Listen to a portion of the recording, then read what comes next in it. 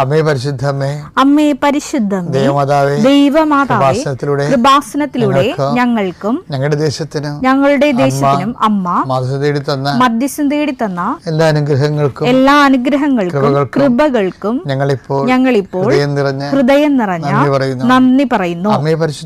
അമ്മേ പരിശുദ്ധമേ, ദൈവമാതാവേ, 2004 ഡിസംബർ 7 ഉച്ചകഴിഞ്ഞ് 2:30 കൃപാസനത്തിൽ സംഭവിച്ച അമ്മയുടെ പ്രത്യക്ഷപ്പെടലിനെ കുറിച്ച് തിരുസഭയ്ക്ക് സമർപ്പിച്ചിരിക്കുന്ന പഠനരേഖകളുടെ മേൽ സഭാത്മകമായ പഠനം ആരംഭിക്കുവാൻ ഞങ്ങൾ പ്രാർത്ഥിക്കുന്നു. അമ്മേ പരിശുദ്ധമേ, ഭൂസ്വർലോകങ്ങളുടെ രാജ്ഞിയായ അങ്ങയ്ക്ക് ഭൗമ സംരക്ഷണത്തിനായി പ്രപഞ്ചപ്രകൃതിയെ തന്നെ തിരുസഭ പ്രതിഷ്ഠിക്കുവാൻ ഈ പ്രത്യക്ഷീകരണ വഴി ഇടയാക്കണമേ. പരിശുദ്ധമ്മേ, ജപമാല മാതാവേ, സകല കൃപാസനം പ്രാർത്ഥനകളോടും ചേർത്ത് ഞങ്ങളിപ്പോൾ പ്രാർത്ഥിക്കുന്ന ഈ കുടുംബത്തിന്റെ പ്രത്യേക നിയോഗം പറമക്കളെ.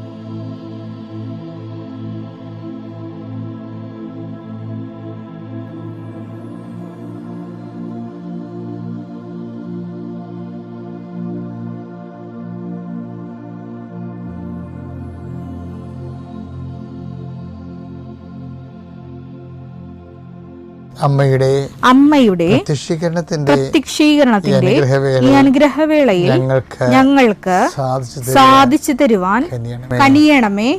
ആമേൻ. വിശ്വാസ പ്രമാണം.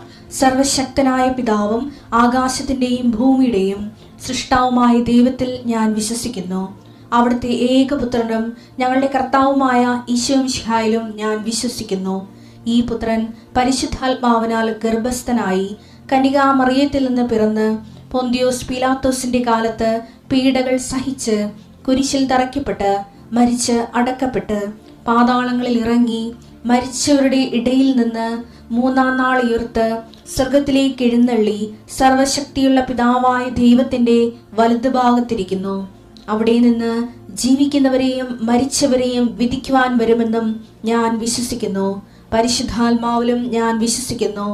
വിശുദ്ധ കത്തോലിക്കാ സഭയിലും പുണ്യവാന്മാരുടെ ഐക്യത്തിലും പാപങ്ങളുടെ മോചനത്തിലും ശരീരത്തിന്റെ ഉയർപ്പിലും നിത്യമായ ജീവിതത്തിലും ഞാൻ വിശ്വസിക്കുന്നു.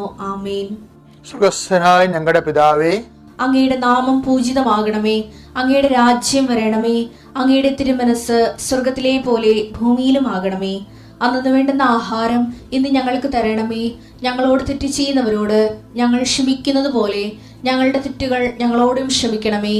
ഞങ്ങളെ പ്രലോഭനത്തിൽ ഉൾപ്പെടുത്തരുതേ, തിന്മയിൽ ഞങ്ങൾ രക്ഷിക്കണമേ. ആമേൻ. നന്മ നിറഞ്ഞ മറിയമേ, സ്വസ്തി. കർത്താവ് അങ്ങയുടെ കൂടെ സ്ത്രീകളിൽ അങ്ങ് അനുഗ്രഹിക്കപ്പെട്ടവളാകുന്നു. അങ്ങയുടെ ഉദരത്തിൻ ഫലമായി ഈശോ അനുഗ്രഹിക്കപ്പെട്ടവനാകുന്നു. പരിശുദ്ധ മറിയമേ, തമ്പുരാന്റെ അമ്മേ, പാപികളായ ഞങ്ങൾക്ക് വേണ്ടി ഇപ്പോഴും ഞങ്ങളുടെ മരണസമയത്തും തമ്പുരാനോട് അപേക്ഷിക്കണമേ. ആമേൻ. കർത്താവ്, നിന്റെ ഉന്നതമായ നാമത്തിന് സ്വസ്ഥം ചെയ്യുന്ന കർത്താവേ, കർത്താവ്, നിന്റെ വിശുദ്ധ പൗരോഹിത്യത്തെ മഹത്വപ്പെടുത്തണമേ. കർത്താവ്, സഭയിലുള്ള സാന്നിധ്യം പ്രകടമാക്കണം. 39 വർഷം ഞാൻ അർപ്പിച്ച കൃപാന്റെ യോഗ്യതയാൽ കൃപാസ്ഥാനത്താരെ ജീവനോടെ പ്രത്യക്ഷപ്പെട്ട പരിശുദ്ധമ്മയുടെ മാധ്യസ്ഥത്തിലെ ഞാൽത്താറയിൽ നടന്ന 10,000 ആരാധനയുടെ ശക്തിയാൽ അങ്ങനെ മക്കൾക്ക് വേണ്ടി ഞാൻ പ്രാർത്ഥിക്കുന്നു. ഈശോ, ഇന്ന് ഈ ദിവസം ജോലിക്ക് വേണ്ടി പരിശ്രമിക്കുന്നവരുണ്ട്, ആശുപത്രി പോകുന്നവരുണ്ട്, പ്രമാണം ചെയ്യാൻ വേണ്ടി പോകുന്നവരുണ്ട്, അഡ്വാൻസ് കൊടുക്കാൻ പോകുന്നവരുണ്ട്, ഇൻ്റർവ്യൂവിന് പോകുന്നവരുണ്ട്. അതുപോലെ തന്നെ ഓരോരോ ക്രയവിക്രയങ്ങൾക്കും ഏജൻസിക്കും ബിസിനസ്സിനും പോകുന്നവരുണ്ട്, വിവാഹകാര്യത്തിന് വേണ്ടി പോകുന്നവരുണ്ട്, മക്കൾക്ക് വേണ്ടിയുള്ള കാര്യങ്ങൾക്ക് വേണ്ടി പോകുന്നവരുണ്ട്, വീട് ഓട് ബന്ധപ്പെട്ട കാര്യങ്ങൾക്ക് വേണ്ടി പോകുന്നവരുണ്ട്, റവന്യൂ ആയിട്ടുള്ള കാര്യങ്ങൾക്ക് വേണ്ടി പോകുന്നവരുണ്ട്. ഈശോ അവരെ എല്ലാവരെയും അപകടമില്ലാതെ വീട്ടിലെത്തുന്നതിന് വേണ്ടി യാത്രയെ സംബന്ധിച്ച് പ്രാർത്ഥിക്കുന്നു. അവരുടെ വാർത്തയെ കണ്ടുമുട്ടുന്ന വ്യക്തികളെ അകപ്പെടാതിരിക്കാനും പലതരത്തിലുള്ള ഞെരുക്കങ്ങൾ ചാടാതിരിക്കാനും എടുക്കുന്ന തീരുമാനം കറക്റ്റായിരിക്കാനും കറക്റ്റ് തീരുമാനത്തിൽ നിനക്ക് വിജയം ഉണ്ടാകാൻ പരിശുദ്ധ ദേവമാത നിങ്ങൾ മക്കളെ സംബന്ധിച്ച് പ്രാർത്ഥിക്കുന്നു. ശ്രുതികട hallelujah Lord Jesus Christ, pour out His Spirit, let fire fingers soak with the precious blood. Lord, increase His spirit of power and grace. ഇവനെൻ്റെ പ്രിയപുത്രനാണെന്ന് പറഞ്ഞതിന് ശേഷം പിന്നീട് പറഞ്ഞ് സ്വയം ചെറുതാകാൻ പറഞ്ഞു. അതിനാണ് മരുഭൂമിയിലോട്ട് കൊണ്ടുപോകുന്നത്, സ്വയം ചെറുതാകാൻ. അവിടെ വായി നോക്കി ആ പലുതാക്കാത്ത വന്ന് ഓരോ കാര്യം പ്രലോഭനം പറഞ്ഞു കൊടുത്തിട്ട് ഇവനെ കൊച്ചാക്കി നോക്കും. പല രീതിയിൽ കല്ലപ്പം ആകുക, ഇങ്ങനെയുള്ള തരികട പരിപാടിയെല്ലാം പറഞ്ഞു കൊടുത്തിട്ട് ഇതിനെല്ലാം കൺഫ്രണ്ട് ചെയ്യുന്നുണ്ട്. ഇനി ഈ ദൈവപുത്രനാണെന്നുള്ളത് ഒരു ആട്രിബ്യൂഷൻ അല്ല, അത് യേശു സ്വയം ആർജിച്ചതാണെന്നുള്ളത് വളരെ വ്യക്തമാണ്. ഈ പ്രലോഭനത്തിലൂടെ ജയിച്ചിരിക്കുന്നതാണ്. ജയിച്ചു കഴിയുമ്പോൾ പറയാൻ എന്താണെന്നറിയാമോ? അവൻ ആത്മാവി ശക്തിപ്പെട്ട് ആ മരുഭൂമിയിൽ നിന്ന് പുറത്തേക്ക് യൂദയയിലേക്ക് വന്നു. അപ്പം നിന്നെ മരുഭൂമി കൊണ്ടുപോയതും സ്റ്റാറ്റസ് ലോ ചെയ്യാൻ നോക്കിയതും എന്തിനു വേണ്ടിയാണ്? ആത്മാവിനെ ശക്തിപ്പെടും. ദൈവവേദനെ നിന്നെ മരുഭൂമിയിലേക്ക് കൊണ്ടുപോകണം ദൈവം, മരുഭൂമി അനുഭവങ്ങളിലൂടെ നടത്തിപ്പോകണം ദൈവം ഉദ്ദേശിക്കേണ്ട ഒരു ലക്ഷ്യമുണ്ട്. അതെന്താണ്? 14:14 യേശു ആത്മാവിന്റെ ശക്തിയോടെ ഗലീലയിലേക്ക് മടങ്ങിപ്പോയി. മനോഹരമാണ് സുവിശേഷം. എന്നെ നിന്നെ ശക്തിപ്പെടുത്താൻ വേണ്ടിയാണ് മരുഭൂമിയിലൂടെ കൊണ്ടുപോണത്. മരുഭൂമി നടക്കണത് എന്താണ്? ദൈവപുത്രൻ എന്നുള്ള നിൻ്റെ സ്റ്റാറ്റസ് എവിടെയാണ് നിൻ്റെ സ്റ്റാറ്റസ് ലോ ചെയ്യുന്ന സാഹചര്യം ഉണ്ടാകണത്? അന്ന് നീ മരുഭൂമിയിലാണെന്ന് ഓർക്കണം. നീ മരുഭൂമിയിലാണെന്ന് ഓർത്ത് കഴിഞ്ഞാൽ അടുത്ത സ്റ്റെപ്പ് നീ ആത്മാവ് ശക്തിപ്പെട്ടുകൊണ്ട് കർത്താവിൻ്റെ രാജ്യത്തിലേക്ക് പ്രവേശിക്കും എന്നുള്ളതാണ് സത്യം. ഇതാണ് പ്രോസസ്സിങ് എന്ന് പറയുന്നത്. ഗംഭീര പ്രോസസ്സിങ്ങാണ്. ഇത് മനസ്സിലാക്കി എടുക്കണമെങ്കിൽ ഇപ്പം കഴിഞ്ഞ ദിവസങ്ങളിലൊരു സാക്ഷ്യം ഉണ്ടായി. സാക്ഷ്യം എൻ്റെ പേരെന്നാ കവിത വെട്ടിയാറിൽ നിന്ന്. കവിത എന്ന് പറഞ്ഞാൽ നോൺ ക്രിസ്ത്യനാണ്. പക്ഷെ അവർ നോൺ ക്രിസ്ത്യൻ ആണെങ്കിലേ അവരുടെ സാക്ഷ്യങ്ങളെന്ന് പറയണത് അവരിതുപോലെ ഒക്കെ കുറേ പ്രോബ്ലംസാണ്. ഒന്ന്, അവർക്ക് ഒരു സ്ഥലമുണ്ട്, പക്ഷേ രണ്ട് പറമ്പ് ആ പറമ്പിലേക്ക് വഴിയില്ല. അതാണ് പ്രശ്നം. വിൽക്കാനും പറ്റത്തില്ല, പൊറുക്കാനും പറ്റത്തില്ല.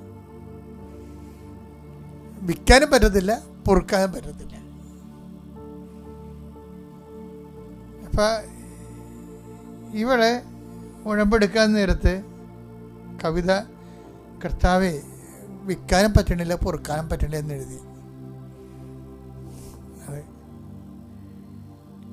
അപ്പം ഇവർ വഴി കൊടുത്താൽ മതി, പക്ഷെ കൊടുക്കത്തില്ല. വർഷങ്ങളോട് ചോദിക്കുന്നതാണ്, കിട്ടണില്ല. ഇവളുടെ ആസ്തി എന്താണ്? ഇവളുടെ ആസ്തി എന്ന് പറയുന്നത് നമ്മൾ നേരത്തെ പറഞ്ഞ നിഷ്കപടതയാണ്.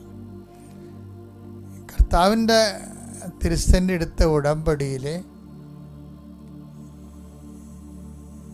ഈ കവിതയുടെ സാക്ഷ്യം വായിക്കാൻ കേൾക്കാൻ നല്ല രസമാണ്. കവിത ഒരു ദിവസം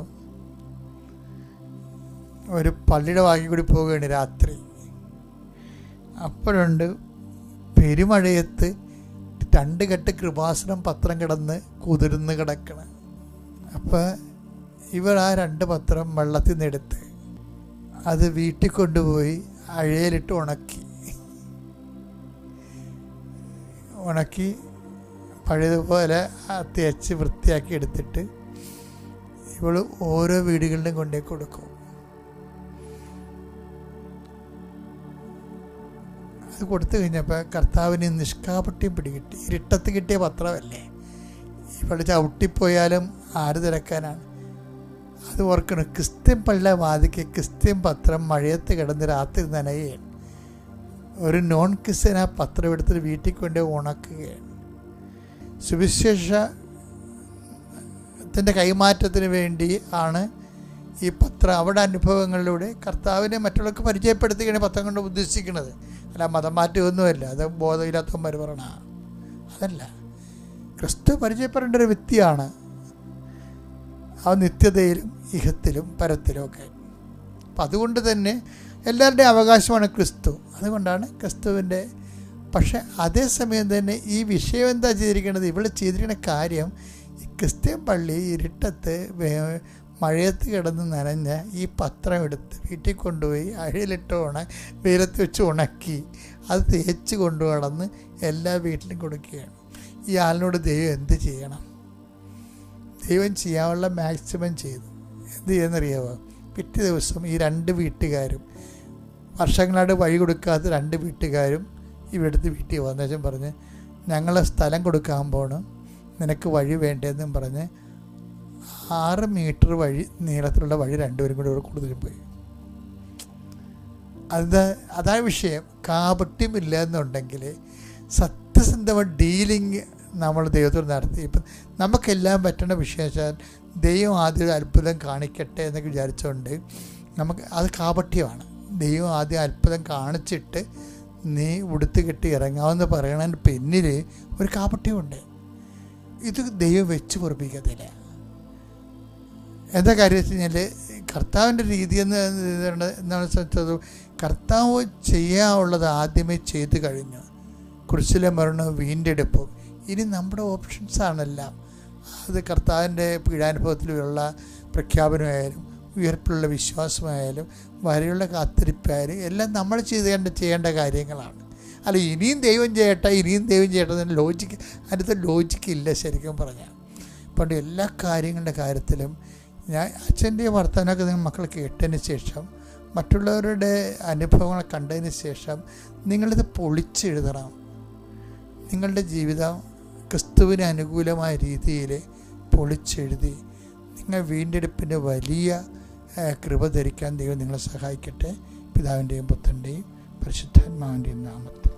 പിതാവിൻ്റെയും പുത്രൻ്റെയും പരിശുദ്ധാത്മാവിൻ്റെയും നാമത്തിൽ ആമേൻ. പരിശുദ്ധ ദൈവമാതാവിൻ്റെ കരം പിടിച്ച് ദൈവപിതാവിനെ മുഖാഭിമുഖം കാണുവാൻ ഈ ഭൂമിയിലായിരുന്നു കൊണ്ട് മരിയൻ ഉടമ്പടി എടുത്തുകൊണ്ട് കൂടുതൽ വിശ്വസ്തയോടെ തീക്ഷ്ണതയോടെ മരിയൻ ഉടമ്പടി നിബന്ധനകൾ പാലിച്ച് മുന്നേറാൻ ഉതകുന്ന ലിവിങ് ഓറക്കിൾസ് ജീവവചസ്സുകൾ എന്ന വലിയ ശുശ്രൂഷയുടെ 25ാമത്തെ എപ്പിസോഡിലേക്ക് എല്ലാവരെയും സ്നേഹപൂർവ്വം സ്വാഗതം ചെയ്യുന്നു. ഇന്ന് നമ്മൾ സാക്ഷ്യ വചന വിശകലനത്തിനായി എടുത്തിരിക്കുന്നത് ഇടക്കൊച്ചിയിൽ നിന്നുള്ള ഷാലറ്റ് എന്നൊരു മകളുടെ സാക്ഷ്യമാണ്. എൻ്റെ പേര് Shalet, saint Mary's Edakochi saint Mary's ഇടവക അംഗമാണ്. ഈ സാക്ഷ്യത്തിൻ്റെ പ്രത്യേകത എന്ന് പറയുന്നത് വലിയ ഒരു സ്വർഗത്തിൻ്റെ ഇടപെടലുള്ള വലിയൊരു സാക്ഷ്യമാണ്.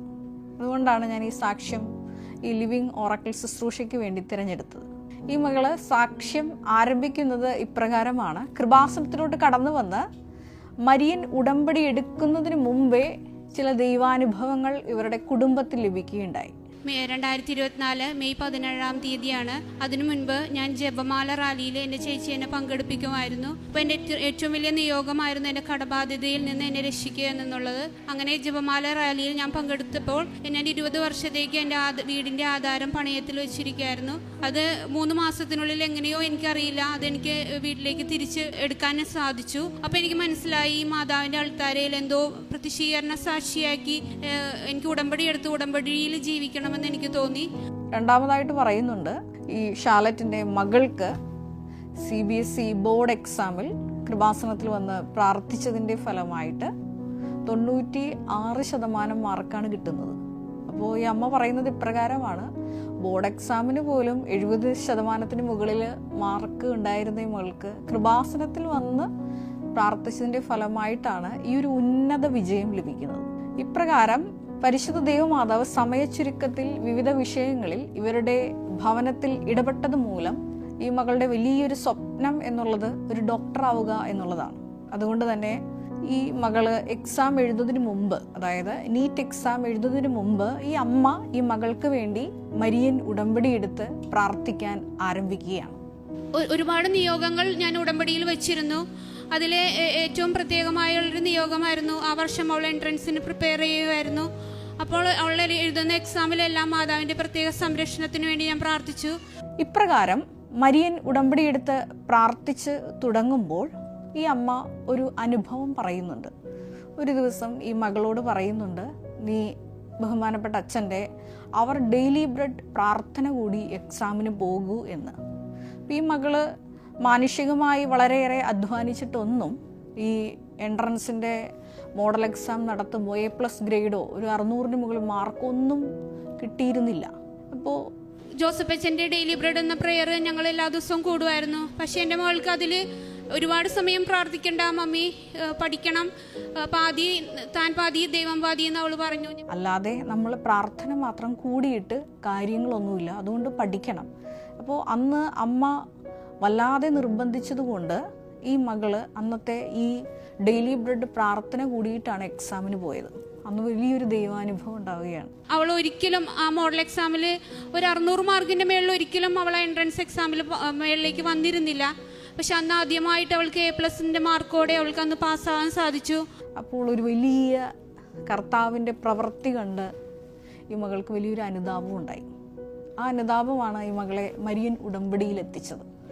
അത് ലൂക്കായുടെ സുവിശേഷത്തിൽ നമ്മൾ വായിക്കുന്നുണ്ട്. ഈശോയുടെ ആദ്യ ശിഷ്യന്മാർ തിരഞ്ഞെടുക്കുന്ന ആ ഭാഗത്ത് ഈശോ പത്രോസിനോട് പറയുന്നുണ്ട്, നിങ്ങൾ വള്ളത്തിൻ്റെ വലതുവശത്ത് വലയിറക്കുക. അപ്പോൾ പത്രോസ് പറയുന്നുണ്ട്, രാത്രി മുഴുവൻ അധ്വാനിച്ചിട്ടും ഞങ്ങൾക്ക് ഒന്നും കിട്ടിയില്ല. ലൂക്ക 5:5 തിരുവചനമാണത്.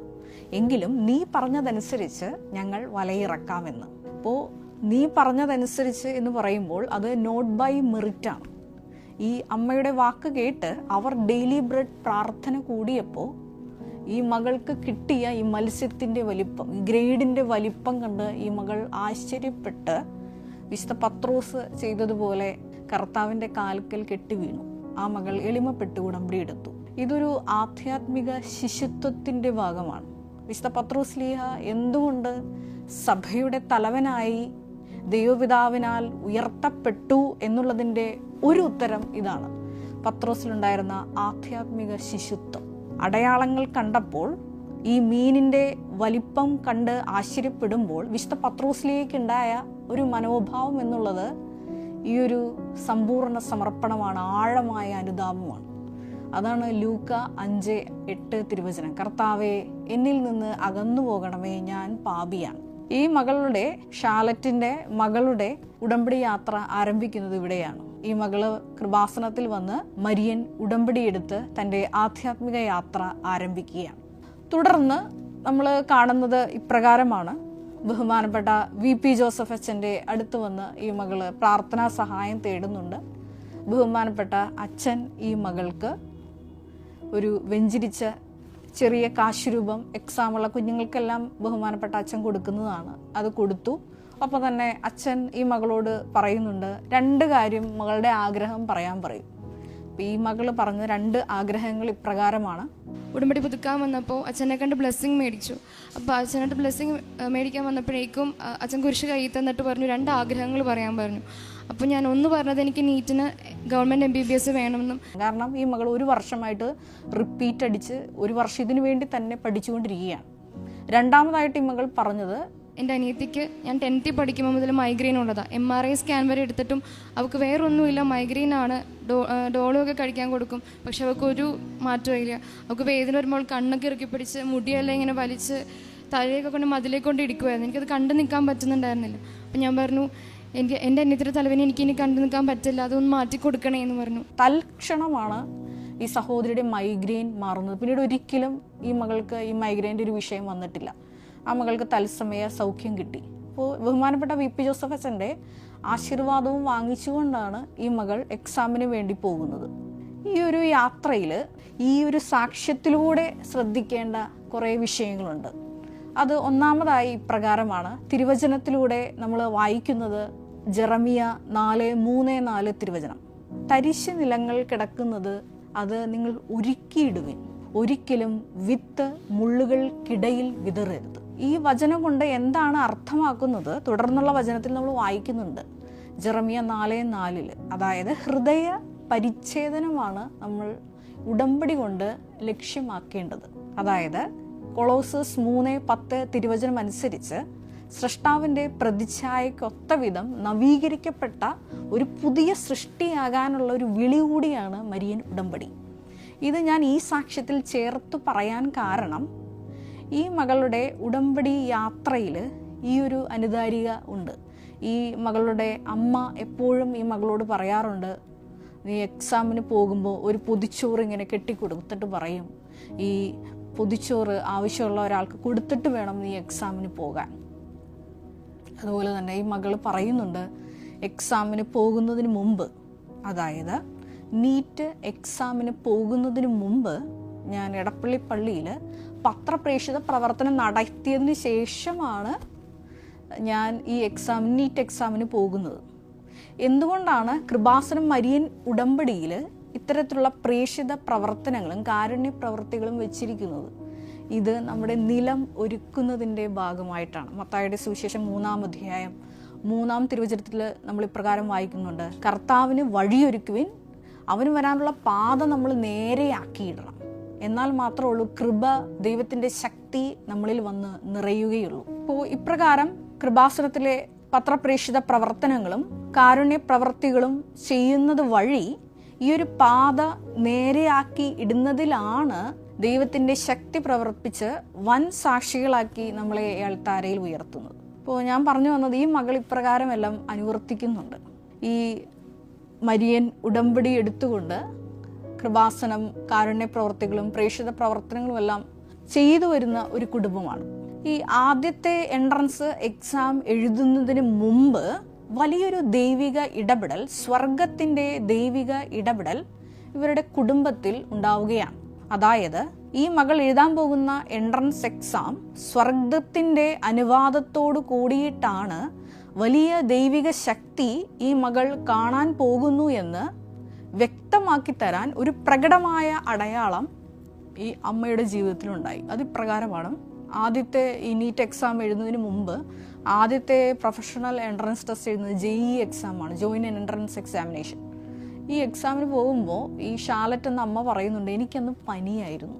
അപ്പോൾ മകളും അമ്മയും കൂടി ബസ്സിൽ കയറി. ഞങ്ങൾ ബസ്സിൽ കയറിയപ്പോഴത്തേക്കും ഒരു പ്രായമുള്ള ചേച്ചി, അത്ര വെളുപ്പിനെ എവിടെ നിന്ന് വന്നതെന്ന് എനിക്കറിയില്ല, ബസ്സിലേക്ക് കയറി വന്നപ്പോൾ എനിക്ക് വയ്യായിരുന്നിട്ടും ഞാൻ എണീറ്റ് കൊടുത്തു. കൊച്ചു പഠിക്കുകയല്ലേ, ഞാൻ എണീറ്റ് നിൽക്കാമെന്ന് ഓർത്തു. ഞാൻ എണീറ്റ് നിന്നു. അപ്പം ഞാൻ ബസ്സിൽ പിടിച്ചു നിന്നോട് ഞാൻ മനസ്സുകൊണ്ട് പ്രാർത്ഥിച്ചു, ദൈവമേ ഈ കഷ്ടപ്പാടിനൊക്കെ എന്തെങ്കിലും ഫലം ഉണ്ടാവുമോ ഞാൻ മനസ്സിൽ ചോദിച്ചു. പക്ഷേ തത്സമയം ഒരു വലിയ ദൈവിക ഇടപെടലുണ്ടായി. അത് പ്രകാരമാണ്. അപ്പം ഞാനൊരു ആകാശം പോലെ ഒരു മഞ്ഞ് കണ്ടു. അതിൻ്റെ പുറത്ത് സ്വർഗത്തിലെ ദൈവം നിങ്ങൾക്ക് വിജയം നൽകും, നെഹമിയ 2:20 എന്ന് കാണിച്ചു തന്നു. അതായത് ഈ മകൾ എഴുതാൻ പോകുന്ന പരീക്ഷ, ഈ മകളുടെ ഉള്ളിലുള്ള ആഗ്രഹം ഒരു ഡോക്ടറാവുക എന്നുള്ളതാണ്. അതിന് ആദ്യത്തെ എൻട്രൻസ് ടെസ്റ്റിന് മുമ്പ് തന്നെ ദൈവപിതാവിനൊരു കൺകറൻസ്, ഒരു സീല് കൊടുക്കുകയാണ്. സ്വർഗത്തിലെ ദൈവം നിനക്ക് വിജയം തരും. ഈ ഒരു അഷുറൻസോട് കൂടിയിട്ടാണ് ഈ മകൾ നീറ്റ് എക്സാമിനും പോകുന്നത്. അപ്പോൾ നീറ്റ് എക്സാമിന് പോകുന്നത് ഞാൻ നേരത്തെ പറഞ്ഞതുപോലെ പ്രേക്ഷിത പ്രവർത്തനങ്ങളും കാരുണ്യ പ്രവർത്തികളൊക്കെ ചെയ്യുന്നുണ്ട്. ഒപ്പം തന്നെ ഈ അമ്മ എക്സാമിന് കയറുന്നതിന് മുമ്പ് ഈ മകൾക്ക് ഉടമ്പടി തൈലം വിശ്വാസ പ്രമാണം ചൊല്ലി ലേപനം ചെയ്തു കൊടുക്കും. ഉടമ്പടി ഉപ്പെടുത്ത് ഈ മകളുടെ തലയിൽ വിതറും. വിശ്വാസ പ്രമാണം ചൊല്ലി കുറച്ച് ഉപ്പെടുത്ത് ഈ മകളുടെ പോക്കറ്റിലിട്ട് കൊടുക്കും. ഒപ്പം തന്നെ കൃപാസനത്തിലെ മറ്റൊരു വെഞ്ചരിച്ച നേർച്ച വസ്തുവായ തേൻ ഉള്ളിൽ സേവിക്കാൻ കൊടുക്കും. കൂടെ ബഹുമാനപ്പെട്ട VP ജോസഫ് അച്ഛൻ വെഞ്ചരിച്ചു കൊടുത്ത കാശുരൂപം ഈ മകളുടെ ഡ്രസ്സിൽ തുന്നിപ്പിടിപ്പിച്ച് ഈ മകളെ പ്രാർത്ഥിച്ച് യാത്രയാക്കും. ഈ മകൾ പറയുന്നുണ്ട്, എക്സാമിലോട്ട് കയറിയപ്പോൾ എനിക്കൊരു ക്രിസ്ത്യൻ സ്കൂളിലാണ് സെൻറ്ററായിട്ട് കിട്ടിയത്. അപ്പോൾ അമ്മയുടെ ഒരു ആഗ്രഹം ഉണ്ടായിരുന്നു, ക്രിസ്ത്യൻ സ്കൂളിൽ, അതായത് ഒരു പള്ളി അടുത്തുള്ളിടത്ത് എക്സാം ഹാളിൽ കിട്ടിയ അമ്മ അവിടെ പോയി ഇരുന്നോളാം എന്നുള്ളൊരിത് അമ്മയുടെ ആഗ്രഹമായിരുന്നു. അങ്ങനെയാണ് അവിടെ എനിക്ക് കിട്ടിയത്. അപ്പോൾ അമ്മ പ്രാർത്ഥിച്ചു. എനിക്ക് സെയിൻറ്റ് അഗസ്റ്റിൻ സ്കൂളാണ് കിട്ടിയത്, കലൂരിൽ. അപ്പോൾ അവിടെ ചെന്ന് ഞാൻ എൻ്റെ എക്സാമിലോട്ട് കയറിയപ്പോഴേക്കും ഞാൻ ഇരുന്ന് നേരെ നോക്കുമ്പോൾ മാതാവിൻ്റെ ഫോട്ടോ ഞാൻ കാണുന്നത്. മാതാവിൻ്റെ കണ്ണുകൾ എന്നെ നോക്കിയിരിക്കുന്നത് പോലെയായിരുന്നു ആ ഫോട്ടോ. അപ്പോൾ ഞാൻ പ്രാർത്ഥിച്ചുകൊണ്ടിരുന്നു. വേറെ ഒന്നും ഇനി റീകോൾ ചെയ്യാൻ ഒന്നും നിന്നില്ല. ഞാൻ കൊന്തെല്ലിക്കൊണ്ടിരുന്നു. എക്സാം ക്വസ്റ്റ്യൻ പേപ്പർ കിട്ടിയപ്പോൾ ഈ മകളാകെ തകർന്നുപോയി. കാരണം ഒന്നും അറിയില്ല. 2 കൊരിന്തോസ് 11 9 തിരുവചനം അനുസരിച്ച് ബലഹീനതയിലാണ് ദൈവത്തിൻ്റെ ശക്തി പൂർണ്ണമായിട്ട് പ്രകടമാകുന്നത്. നോട്ട് ബൈ മെറിറ്റിലാണ് ഈ മകൾക്ക് ഈ ഒരു വിജയം ദൈവം നേടിക്കൊടുത്തത് എന്ന് ഈ മകളെ ബോധ്യപ്പെടുത്താൻ ഒരു ബലഹീനമായ സാഹചര്യം ഇവിടെ ദൈവം അനുവദിച്ചു കൊടുക്കുകയാണ്. ഈ മകൾ പറയുന്നത് എനിക്ക് നോക്കിയിട്ടൊന്നും മനസ്സിലാവുന്നില്ല. അപ്പോൾ കുറേ ഇങ്ങനെ മനസ്സിലാകാത്ത ചോദ്യങ്ങൾ നോക്കിയിരുന്ന് തന്നെ ഈ മകളുടെ അരമണിക്കൂർ പോയി. 720ഓളം ചോദ്യങ്ങൾ ആൻസർ ചെയ്യാനുണ്ട്. അപ്പോൾ ഈ മകളോട് ആ സമയം, അതായത് പുറപ്പാട് 33:14 അനുസരിച്ച് സഞ്ചാരി മാതാവിൻ്റെ വലിയ സാന്നിധ്യം, മരിയൻ ഉടമ്പടിയിൽ സാന്നിധ്യം ഈ മകളുടെ ചെവിയിൽ മന്ത്രിക്കുന്ന പ്രകാരമാണ്. അപ്പോൾ എനിക്ക് ആകെ ടെൻഷനായി. ഞാൻ കുറച്ച് നേരം ഇങ്ങനെ സ്തംഭിച്ചു നിന്നു, ഒന്നും ചെയ്യാൻ പറ്റാതെ. അപ്പോഴേക്കും ഞാൻ വേഗം ഉപ്പ് എടുത്ത് വിതറി, ക്വസ്റ്റ്യൻ പേപ്പറിന് മുകളിൽ വിതറി. അപ്പോൾ തന്നെ എനിക്ക് എൻ്റെ ഉള്ളിൽ നിന്ന് ഒരു സ്വരം കേൾക്കുന്നത് പോലെ തോന്നി. വേഗം കെമിസ്ട്രി എടുത്ത് അറ്റൻഡ് ചെയ്യും, അത് മതി എന്ന് പറഞ്ഞു.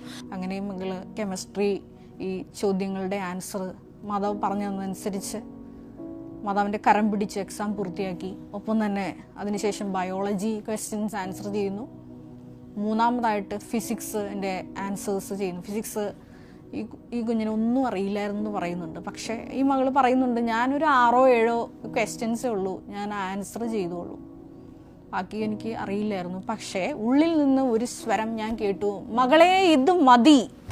കാരണം നേരത്തെ ഞാൻ പറഞ്ഞതുപോലെ ആദ്യത്തെ പ്രൊഫഷണൽ എൻട്രൻസ് എക്സാമിന് ഇറങ്ങാൻ പോകുന്നതിന് മുമ്പ് ദൈവപിതാവ് ഈ കുടുംബത്തിനൊരു വചനം കൊടുത്തിരുന്നു, ഈ മകളുടെ അമ്മയിലൂടെ, ശാലറ്റിലൂടെ. അത് നെഹമിയ 2:20 തിരുവചനം. സ്വർഗത്തിലെ ദൈവം നിനക്ക് വിജയം നൽകും. വീണ്ടും നമ്മൾ മറ്റൊരു വചനം കണ്ടു, ജോഷുവ 10:8. ഈ എൻട്രൻസ് എഴുതാൻ പോകുന്ന ലക്ഷക്കണക്കിന് മക്കളെ നീ ഭയപ്പെടേണ്ട, അവരെ നിന്റെ കൈകളിൽ ഞാൻ ഏൽപ്പിച്ചിരിക്കുന്നു, നിനക്ക് സ്വർഗത്തിൻ്റെ ദൈവം വിജയം നേടി തന്നിരിക്കും. അങ്ങനെ ഈ മകള് എക്സാം പൂർത്തിയാക്കി പുറത്തിറങ്ങുന്നു. റിസൾട്ട് വരുമ്പോൾ ഈ മകൾ പറയുന്നുണ്ട്, ഓൾ ഇന്ത്യ ലെവലിൽ 36,000 മുകളിലായിരുന്നു ഈ മകളുടെ റാങ്ക്. മകളുടെ വീണ്ടും ഒരു പരീക്ഷണ ഘട്ടം, കാരണം ഒരു വർഷം ഇതിനു വേണ്ടി നഷ്ടപ്പെടുത്തിയതാണ്. പക്ഷേ ഈ മകള് പ്രത്യാശ കൈവിടാതെ, ദുരന്തങ്ങളിൽ പതറാതെ മുന്നോട്ട് പോവുകയാണ്. പ്രാർത്ഥനയിൽ തന്നെ ഈ മകള് മുന്നോട്ട് പോകുന്നു. കാരണം ബഹുമാനപ്പെട്ട VP ജോസഫ് അച്ഛൻ്റെ അടുത്ത് പറഞ്ഞിട്ടുണ്ട്, എനിക്ക് നീറ്റ് എക്സാമിന് പാസ്സാകണമെന്ന്. മരിയൻ ഉടമ്പടിയിൽ വിഷയം വെച്ചിട്ടുണ്ട്. ഉടമ്പടിയിൽ നിയോഗം വെച്ചത് മൂലം എക്സാം ഹാളിൽ തൻ്റെ സാന്നിധ്യം അറിയിച്ചുകൊണ്ട് മാതാവ് കൂടെ വന്നായിരുന്നു. ഇതെല്ലാം ഈ മകൾക്ക് കിട്ടിയ വലിയൊരു ഉറപ്പാണ്. അങ്ങനെ ഇരിക്കെ ആദ്യ അലോട്ട്മെൻറ്റ് വന്നു. ആദ്യ അലോട്ട്മെൻറ്റിൽ അവസാനത്തെ പേരിൽ ഈ മകളുടെ പേര് ഉൾപ്പെട്ടു.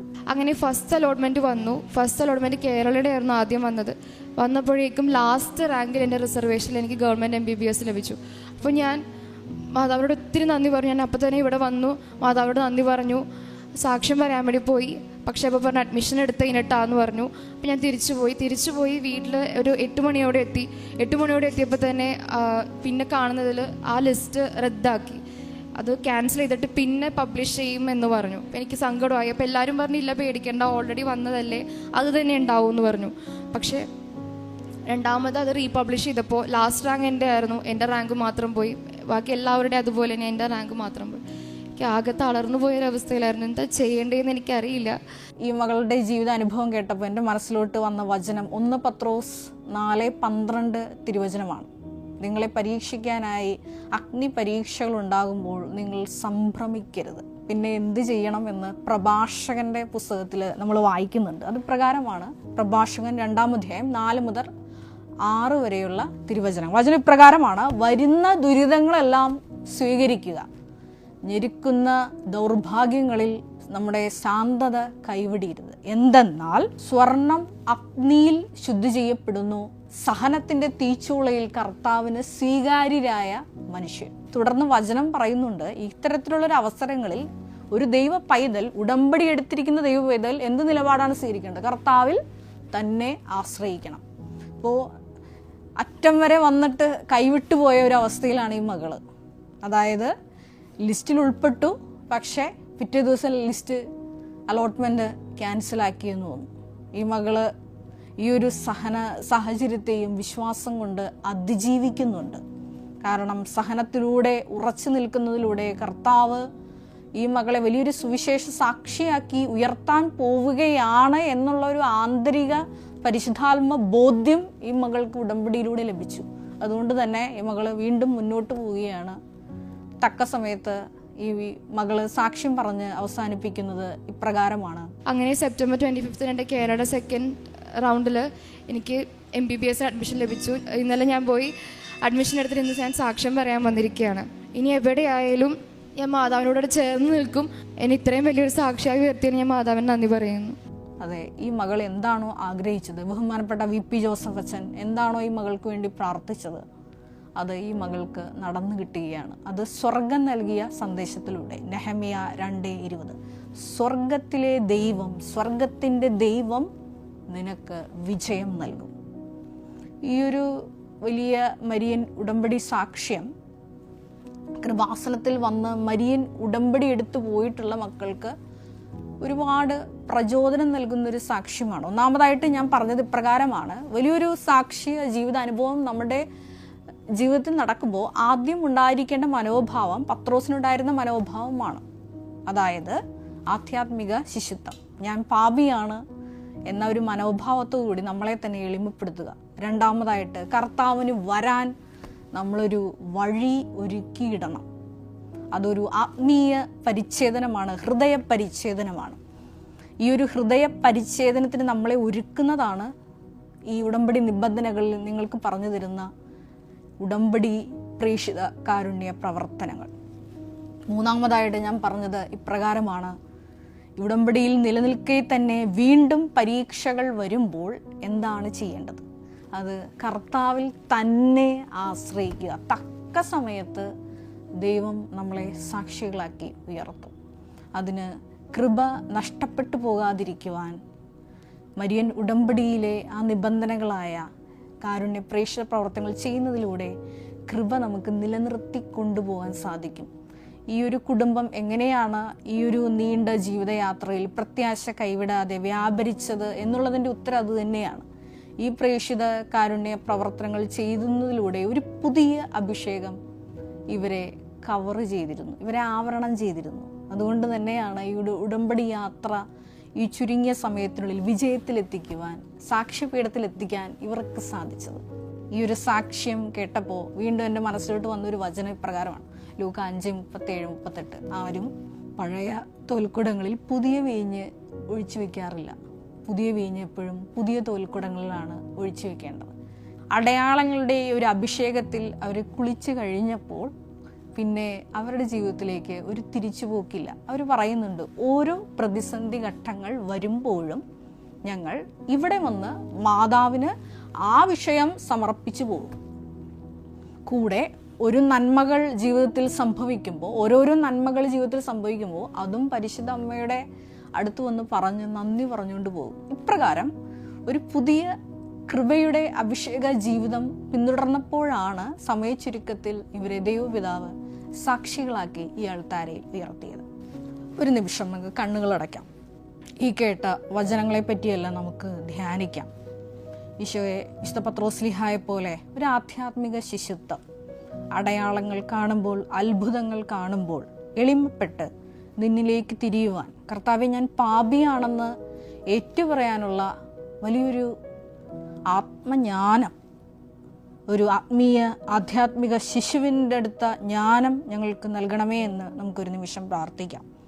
ഒപ്പം തന്നെ ഉടമ്പടിയിൽ ഞങ്ങൾക്ക് തന്നിരിക്കുന്ന നിബന്ധനകൾ വിശ്വസ്താപൂർവം പാലിക്കുന്നതിലൂടെ കർത്താവിന് വഴിയൊരുക്കുവാൻ, അവന് കടന്നു വരാനുള്ള പാത നേരെയാക്കുവാൻ ഈശോയെ ഈ വലിയ ശുശ്രൂഷയിലൂടെ ഞങ്ങളെ നീ ഒരുക്കണമേ എന്ന് പ്രാർത്ഥിക്കുന്നു. ജീവിതത്തിലെ ഓരോ ക്ലേശങ്ങളിൽ, പരീക്ഷണ ഘട്ടങ്ങളിലെല്ലാം വചനത്തെ മാത്രം മുറുകെ പിടിച്ച് കർത്താവെ നിന്നിൽ ആശ്രയിച്ച് സ്വർഗത്തിൻ്റെ വിജയം സ്വന്തമാക്കുവാൻ ഈ ഒരു പ്രത്യേക ലിവിങ് ഓറക്കിൾസ് എപ്പിസോഡിലൂടെ ഞങ്ങളെ ഓരോരുത്തരെയും തിരഞ്ഞെടുത്ത് അഭിഷേകം ചെയ്യണമേ എന്ന് പ്രാർത്ഥിക്കുന്നു. സിജി, ഞാൻ കൂട്ടിക്കലിൽ നിന്ന് വരുന്നു. എനിക്ക് സ്വപ്നത്തിൽ കൂടെ കിട്ടിയ ഒരു സൗഖ്യം പറയാനാണ് ഞാൻ വന്നത്. 2021 ഓഗസ്റ്റ് മാസം 15-ാം തീയതി ഞാൻ വെളുപ്പിനെ ഒരു സ്വപ്നത്തിൽ കൂടെ ഒരു കാണുകയാണ്. ഒരു വലിയ ആശുപത്രിയുടെ കൗണ്ടറിൽ ഞാൻ ഇരിക്കുകയാണ്. അവിടെ മൂന്നാമതായിട്ടാണ് ഞാൻ നിൽക്കുന്നത്. അപ്പം അകത്തിരുന്ന ആ സിസ്റ്റർ എന്നോട് രണ്ടാമത്തെ ആളിനെ നോക്കിയിട്ട് മൂന്നാമത്തെ ആളാണ് ഞാൻ നോക്കിക്കൊണ്ടിരിക്കുമ്പോൾ എന്നോട് പറയുക, ഇയാൾക്ക് ബ്രെയിനിന് ക്യാൻസർ ആകുന്നൊരു രോഗം ഉണ്ടായിരുന്നു, സുഖപ്പെടുത്തിയിട്ട് പറയാമെന്ന് വെച്ചാൽ പറയാതിരുന്നേ, മാറ്റിയിട്ട് പറഞ്ഞില്ല, ഇയാൾക്ക് ഭയങ്കര പേടിയുള്ള ആളല്ലേ, എല്ലാത്തിനും പേടിയല്ലേ, മാറ്റിയില്ലെങ്കിൽ സുഖപ്പെടുത്താതെ പറഞ്ഞെങ്കിൽ അതുകൊണ്ട് വേറെ എന്തെങ്കിലും വാക്കുവായി കൊണ്ട് മാത്രമാണ് ഇത്രയും താമസിച്ച് പറയാൻ, അല്ലെങ്കിൽ നേരത്തെ പറഞ്ഞേനേന്ന് പറഞ്ഞു. അപ്പം ഞാൻ പറഞ്ഞു, അയ്യോ ഒന്നും അറിഞ്ഞില്ലല്ലോ, ഒന്ന് പ്രാർത്ഥിക്കാൻ പോലും പറ്റിയില്ലല്ലോ എന്ന് പറഞ്ഞേ. അപ്പോൾ എന്നോട് പെട്ടെന്ന് എൻ്റെ മുഖത്ത് നോക്കിയിട്ട് ചിരിച്ചോടെ എന്നോട് പറയുക, ഈ പ്രാവശ്യത്തെ പ്രാർത്ഥന തന്നെ കൂടുതലായിരുന്നല്ലോ, ഇത് തന്നെ ഇച്ചിരി കൂടുതലായിരുന്നല്ലോ, ഇത് വേറെ ലെവലായിരുന്നല്ലോ എന്ന് പറഞ്ഞു. കാരണം ഞാൻ ആ ഓഗസ്റ്റ് 1 തൊട്ട് 15 വരെ നല്ല ഉപവാസത്തിലായിരുന്നു എന്ന് പറഞ്ഞാൽ രാവിലെ ഒന്നും കഴിച്ചില്ല. അത് തന്നെയല്ല, ഒരു അരയ്ക്കാൻ പോലും ഒരു മിക്സിക്കകത്ത് ഇടാതെ അരകല്ലെ അരച്ചു. 15 ദിവസമല്ലേ ഉള്ള നേരത്തെ ആ ത്യാഗം എടുത്തു. അതുപോലെ ഒരു നേരം മാത്രം ഇച്ചിരി കഞ്ഞി കുടിച്ച് ബാക്കി മുഴുവൻ നേരവും പ്രാർത്ഥന തന്നെ. കാരണം ആദ്യമൊക്കെ ഞാൻ ഓർത്തുകൊണ്ടിരുന്നത് എൻ്റെ പിള്ളേർ 2 പേരും, ഒരാൾ ബാംഗ്ലൂർ ഒരാൾ കോതമംഗലത്തും, അപ്പോൾ 2 പേർക്കും ഈ കോവിഡ് കാലം ആയതുകൊണ്ട് അസുഖമൊന്നും വരല്ലേ എന്നുള്ള ആ ഒറ്റ പ്രാർത്ഥനയല്ല ഞാൻ ആ ഉപവാസം അത്രയും കഠിനമായിട്ട് എടുക്കാനായിട്ട് തീരുമാനിച്ചതും ഓരോ ദിവസവും അതിൻ്റെ ശക്തി കൂട്ടിയതുമൊക്കെ. പക്ഷേ 2 ദിവസമൊക്കെ ആയപ്പോഴത്തേനും അവരുടെ കാര്യം തന്നെ പറഞ്ഞുകൊണ്ടിരുന്നത്. എനിക്ക് 2 ദിവസം മുമ്പ് തൊട്ട് ഒരു ഭയങ്കര തലവേദന ഉണ്ടായിരുന്നു, നെറ്റിക്ക് ഒരു ഭയങ്കര വേദന വന്നു. ഒരിക്കലും തലവേദന ഇല്ലാത്ത ആളായതുകൊണ്ട് ഞാൻ ഈ തലവേദന വന്നപ്പോൾ ഒരു വേറൊരു ലെവൽ തലവേദനയായിരുന്നു. ഭിത്തിയിലങ്ങ് മുട്ടിച്ച് വെച്ചിട്ടും എനിക്ക് അങ്ങോട്ട് മാറുന്നില്ല. അതുപോലെ 2 മിനിറ്റ് നേരെ ഉള്ളൂ. പക്ഷേ അത് കഴിയുമ്പോൾ കുറച്ച് ക്ഷീണമോ ഒരു വല്ലാത്ത അവസ്ഥയൊക്കെ ഉണ്ടായിരുന്നു. അത് പിന്നെ അങ്ങ് പോകും. അത് കഴിഞ്ഞ് അങ്ങനെ 2 പ്രാവശ്യം വന്നു. പിന്നെ കാലിന് ഭയങ്കരമായിട്ടൊരു കോച്ച് പോലെ അതും കുറച്ചുണ്ടായിരുന്നു. അത് കുറച്ച് കൂടിപ്പോയി അത് 2 ദിവസമൊക്കെ കഴിഞ്ഞപ്പോൾ.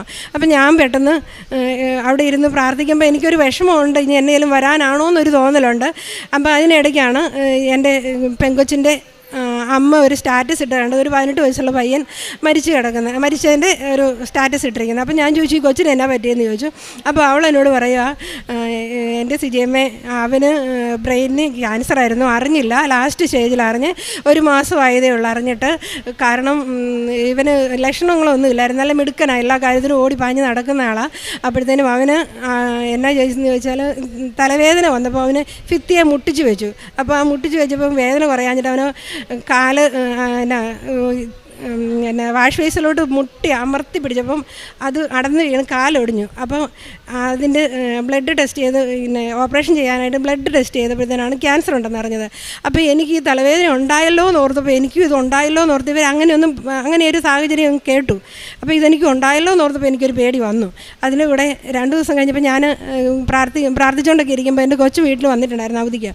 അപ്പോൾ അവൻ പറഞ്ഞു, അമ്മച്ചി, ചേട്ടൻ്റെ ചേച്ചിക്ക് ബ്രെയിനിന് ട്യൂമറായിരുന്നു. അപ്പോൾ കാലിന് ചെറുതായിട്ട് കോച്ച് പിടിക്കാൻ തുടങ്ങിയപ്പോഴേ അവർ ഈ കുഴപ്പമൊന്നും തേച്ചിരിക്കാതെ പെട്ടെന്ന് തന്നെ ഹോസ്പിറ്റലിൽ പോയി ന്യൂറോയെ കണ്ടപ്പോഴത്തേനും ആ ഡോക്ടർ പറഞ്ഞു ബ്രെയിൻ ട്യൂമറാണ്, പെട്ടെന്ന് ഓപ്പറേഷൻ ചെയ്യണമെന്ന് പറഞ്ഞു. അപ്പോൾ അത് ശ്രീജിതരായി കൊണ്ടുപോയി ഓപ്പറേഷൻ ചെയ്തപ്പോൾ ഇവൻ കൂടെ ഉണ്ടായിരുന്നു. അപ്പോൾ അവൻ പറയുമായിരുന്നു, അമ്മച്ചി ഇത് അറിഞ്ഞുകൊണ്ട് മാത്രമാണ് ഇതിങ്ങനെ ഒരു സിഗ്നൽ ഇല്ലാത്ത സാധനമാണെന്നൊക്കെ പറഞ്ഞു. അപ്പോൾ എനിക്ക് ഈ കോച്ച് ഉണ്ടല്ലോ എന്ന് ഓർത്ത് ഞാൻ പെട്ടെന്ന് അവനോട് പറഞ്ഞപ്പോൾ അവൻ പറയുക, അമ്മച്ചി അതൊന്നും സാരമില്ല, അത് തണുപ്പിൻ്റെ ആണെന്നൊക്കെ പറഞ്ഞു.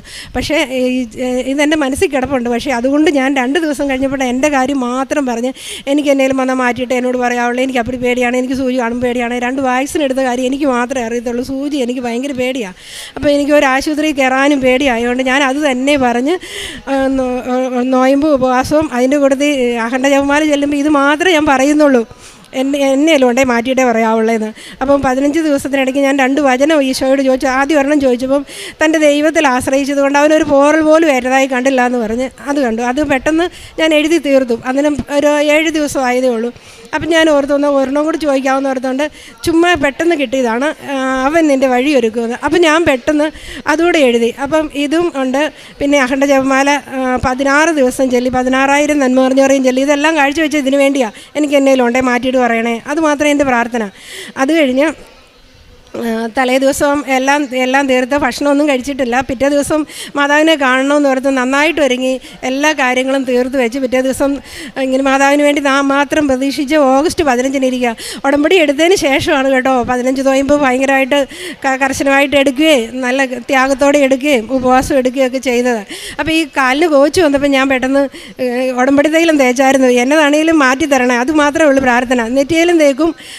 വേദന വന്നതുകൊണ്ടും പിന്നെ ഒരു പേടി കൊണ്ടും നെറ്റിയിൽ ഉടമ്പടി തൈലം എപ്പോഴും തേച്ചേച്ച് വിശ്വാസ പ്രമാണം ചെല്ലുകയും പ്രത്യക്ഷീകരണ പ്രാർത്ഥന ചെല്ലുകയും ചെയ്യും. അത് ഈ കൊന്ത ചെല്ലുന്നതിനിടയ്ക്കും ഓരോ രഹസ്യം തീർന്നിട്ട് ഒരു പ്രത്യക്ഷീകരണ പ്രാർത്ഥന ചെല്ലും. അതിനിടയ്ക്ക് വീന്ന് യോഗം തന്നെ പറച്ചില്ല. അത് കഴിഞ്ഞ്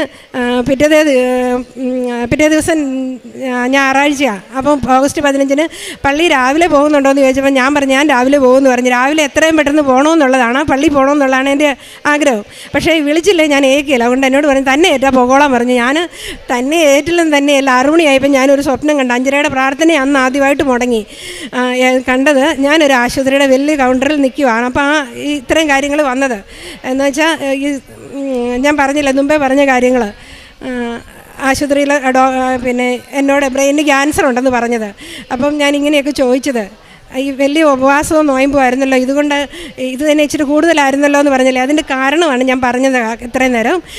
അത് കഴിഞ്ഞിട്ട് ഞാൻ സൂചി കണ്ടാൽ പേടിയാണ്. ഞാൻ ഇങ്ങനെ ചോദിച്ചു, എന്നാലും ഞാൻ പ്രാർത്ഥിക്കുക എന്നെ ഇച്ചിരി മിച്ചം ഉണ്ടെങ്കിൽ ഒന്ന് ടെസ്റ്റ് ചെയ്ത് നോക്കാമെന്ന് പറഞ്ഞപ്പം എന്നോട് ചോദിക്കുക സൂചി കണ്ടാൽ പേടിയുള്ള ആളുടെ എവിടെയാണ് ടെസ്റ്റ് ചെയ്യുന്നത്, വേഗം വീട്ടിൽ പോകുമോ, ടെസ്റ്റ് ഒന്നും ചെയ്യണ്ട, എല്ലാം മാറ്റി സുഖപ്പെടുത്തി സൗഖ്യമാക്കി എന്ന് എന്നോട് 6 പ്രാവശ്യം പറഞ്ഞു. അത് കഴിഞ്ഞിട്ട് ഞാൻ പിന്നെ അവിടെ നോക്കി നിന്നപ്പം മേശയിലൊക്കെ പിടിച്ചതിന് എനിക്ക് പെട്ടെന്ന് സാനിറ്റൈസർ തന്നു. കോവിഡ് കാലമല്ലേ, അതുകൊണ്ട് ഒരിടത്തും പിടിച്ചേക്കല്ലേ, വേഗം വീട്ടിൽ പോയി റെസ്റ്റ് എടുത്താൽ മതി എന്ന് പറഞ്ഞു.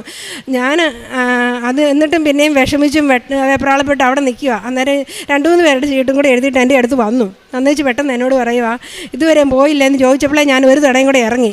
എന്നിട്ട് എന്നോട് ഒത്തിരി സമാധാനമായിട്ട് പറഞ്ഞു ഇനി ഒരിടത്തും പോകണ്ട, ഒരു ആശുപത്രിയിലും പോകണ്ട, ഒരിടത്തും കയറിയേക്കൽ വീട്ടിൽ പോയി കിടന്നുറങ്ങിയാൽ മാത്രം മതിയെന്ന് പറഞ്ഞ് ഉറങ്ങുക, ഭക്ഷണം കഴിക്കുക, ആരോഗ്യം വീണ്ടെടുക്കുക, അത്രയേ ഉള്ളെന്ന് പറഞ്ഞു. ഇനി ഇതിനെക്കുറിച്ച് മാത്രം പേടിക്കേണ്ട, ഇതൊന്നുമില്ല, ഇത് പൂർണ്ണമായിട്ടും പോയെന്ന് പറഞ്ഞു.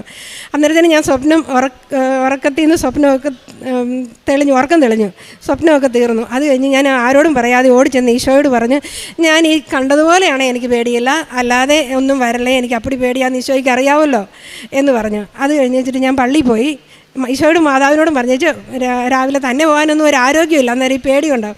അപ്പം ഞാൻ ഡോണിയും കൂട്ടിക്കൊണ്ട് പള്ളിയിൽ പോയി ചർപ്പണഗിരി കയറി മാതാവിനെ കെട്ടിപ്പിടിച്ച് പറഞ്ഞു ഞാൻ കണ്ട പോലെ വരാവുള്ളേ, അല്ലേ എനിക്ക് പേടിയായിട്ടാണ്, വേറൊന്നും കൊണ്ടല്ലേ എനിക്ക് എപ്പടി പേടിയാണ്, ഇത് തന്നെയാണ് എൻ്റെ പറച്ചിൽ.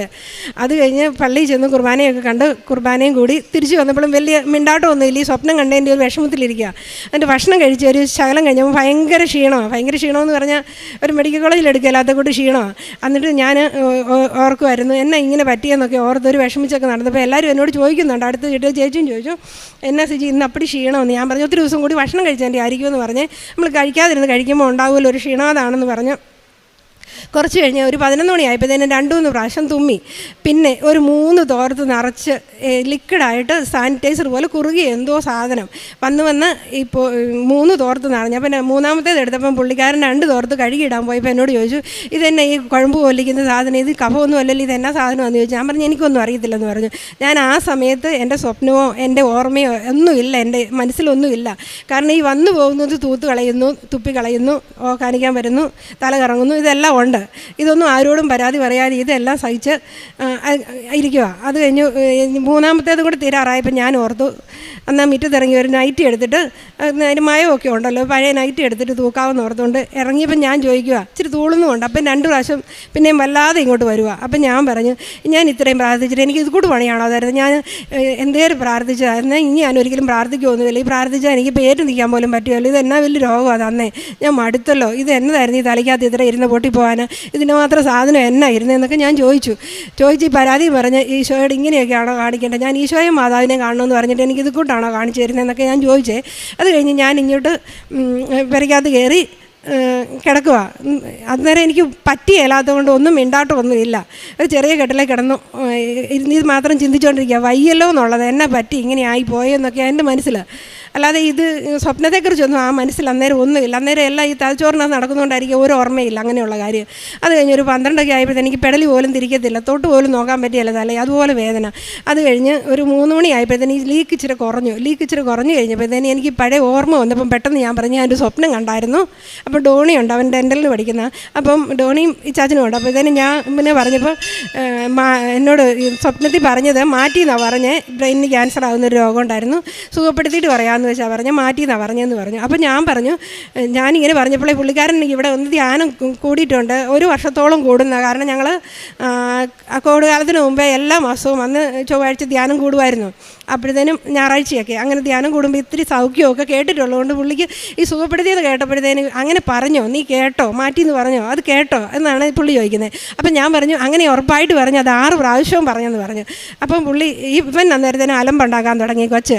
അവൻ പറയുന്ന, അവൻ ഈ ലോജിക്കായിട്ടല്ലേ പറയുന്നത്. അപ്പോൾ അവൻ പറയുക, അമ്മച്ചി ഇനി സ്വപ്നവും കണ്ടു തുടങ്ങി, സ്വപ്നത്തിൻ്റെ കാര്യം പറഞ്ഞില്ലല്ലോ എന്ന് ഞാൻ ഓർത്തതേ ഉള്ളൂ, ഞാൻ ഈശോയും മാതാവിനും സ്വപ്നം കാണുന്നൊക്കെ ഇവരോട് പറയുന്ന, അതുകൊണ്ട് ഇവർ ഈ സ്വപ്നം കാണുമെന്ന് പറയുമ്പം തൊട്ടേ അമ്മച്ചിക്ക് ശകലം കുഴപ്പമുണ്ടെന്നൊക്കെ പറയുള്ളൂ, അതുകൊണ്ട് ഞാൻ ഈ സ്വപ്ന കാര്യം പറഞ്ഞില്ലല്ലോ, ഇവരാരും പറഞ്ഞില്ല. ഈ സ്വപ്നത്തിൻ്റെ കാര്യം പറഞ്ഞപ്പോഴേ അവൻ പറഞ്ഞു, ആ സ്വപ്നം ഉണ്ടോ, എന്നാൽ പിന്നെ ഇനി ഒന്നും വേണ്ടെന്ന് പറഞ്ഞേ. അപ്പം പുള്ളിക്കാരൻ പറഞ്ഞേടാ, നീ അങ്ങനെ പറയണ്ട, ഇങ്ങനെ മാറ്റിയെന്ന് പറഞ്ഞാൽ മാറ്റിയതാണ്, ഇപ്പോൾ ഇത്ര ക്ഷീണമൊക്കെ കണ്ടില്ലേ, അതുകൊണ്ട് ഇനി എന്നതാണേലും സാരമില്ല, ഇനി ഒന്നും പറയണ്ടെന്ന് പറഞ്ഞ് ആശുപത്രിയിലും പോയില്ല. ആശുപത്രി പോകാൻ ഇവൻ വെള്ളം വെച്ചിട്ട് ഞാൻ ഒരിടത്തും പോരുന്നില്ലെന്ന് പറഞ്ഞ് ഞാൻ ഒന്ന് ചൂടുവെള്ളം ഉണ്ടാക്കി തന്ന് ഞാനൊന്ന് കുളിച്ച് ദേഹം മാത്രം കഴുകി തലേ തൊട്ട് പോലുമില്ല. എന്നിട്ട് ഞാൻ ഒരു പാരസെറ്റാമോളും കഴിച്ച് കിടന്നുറങ്ങി. രാവിലെ വരെ കിടന്നുറങ്ങി, പ്രാർത്ഥനയൊക്കെ കിടന്നുകൊണ്ട് ചെല്ലി, പക്ഷേ ഏറ്റൊന്നുമില്ല, പറ്റിയല്ല, അത്രയും ക്ഷീണമാണ്. അത് കഴിഞ്ഞ് രാവിലെ ഇവർക്ക് പോകണമായതുകൊണ്ട് ഇവർ പോയി. അന്നിപ്പോൾ പെട്ടെന്ന് വന്നേക്കാമെന്നും പറഞ്ഞ് ഫ്രണ്ടിലെ കഥ അടച്ച് ബാക്കിലെ കഥകിന് കുറ്റിയിടാതെ അടുത്ത വീട്ടിലെ ആൾക്കാരോട് പറഞ്ഞിട്ട് പോകാം, എന്തെങ്കിലും ആവശ്യം വന്നാലോ എന്ന് ഓർത്ത് പെട്ടെന്ന് പോയിട്ട് വരാമെന്ന് പറഞ്ഞ് പറമ്പിലോട്ട് പോവുകയും ചെയ്തു. ഒരാൾ ക്ലിനിക്കിലോട്ടും പോയി.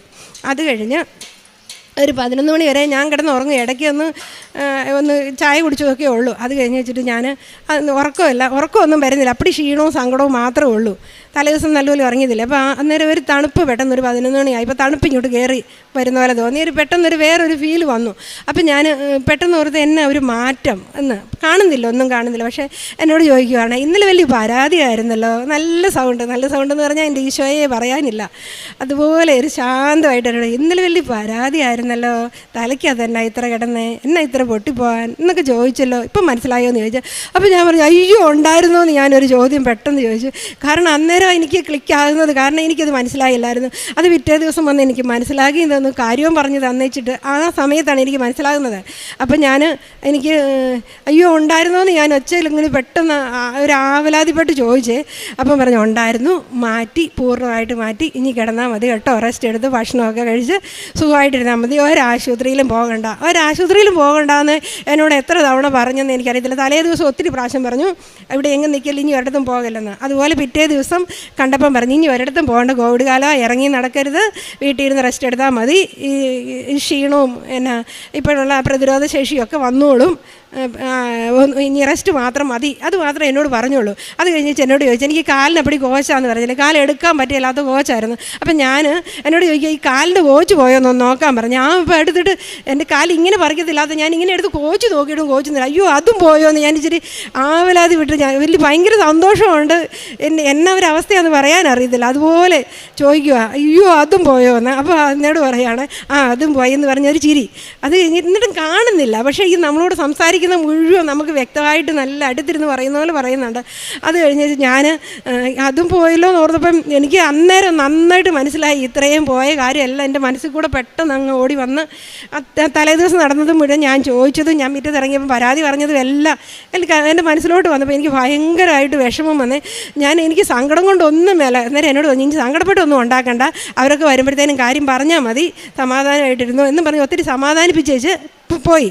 അന്നേരം ഞാൻ പെട്ടെന്ന് എൻ്റെ പുള്ളിക്കാരൻ പറമ്പിലോട്ട് പോയതായിരുന്നു മുറിഞ്ഞോടെ. അപ്പോൾ അങ്ങോട്ട് പോയിട്ട് ഞാൻ പെട്ടെന്ന് വിളിച്ചേച്ച് ഞാൻ പറഞ്ഞു, ഇങ്ങനെ പറഞ്ഞു, ഇങ്ങനെ കണ്ടു, ഇങ്ങനെ കേട്ടു, ഇങ്ങനെയെല്ലാം എന്നോട് പറഞ്ഞു, കാലിൻ്റെ കോച്ച് പോയോ എന്ന് ചോദിച്ചു, അതുപോലെ പരാതിയായിരുന്നല്ലോ എന്ന് ചോദിച്ചു. എന്നേരം പുള്ളിക്കാരനും പെട്ടെന്ന് മൊത്തം കാര്യം മനസ്സിലായേ.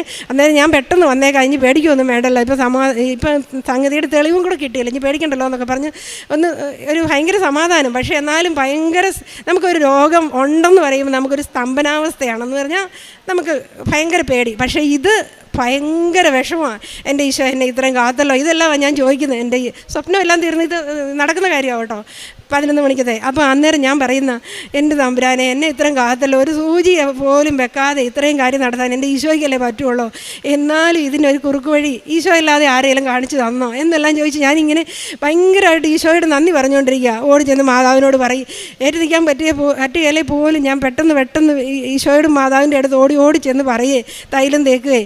അത് കഴിഞ്ഞ് ഉടമ്പടി പത്രം എടുത്ത് ഞാൻ നോക്കുന്നുണ്ട്.